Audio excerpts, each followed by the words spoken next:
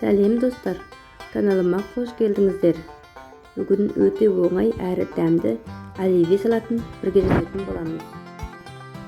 Бізге суда қайнаған 2 картошка, 2 сәбіз, 3 жұмыртқа, шұжық және бұршақ қажет болады. Сәбізді, картошканы, жұмыртқаны және шұжықты 4 бұрыштап тураймыз.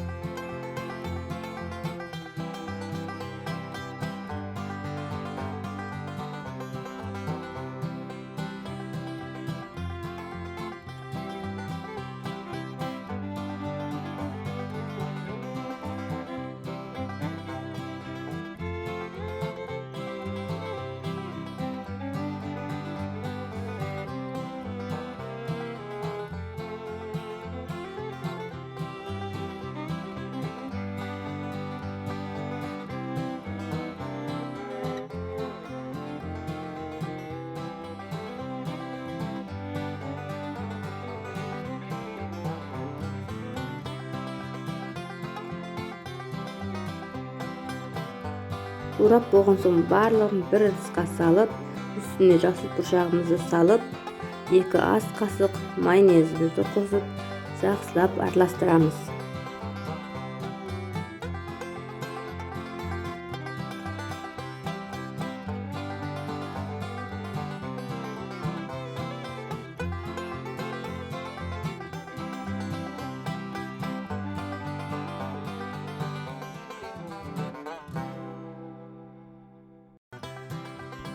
Салат өте дәмді болды.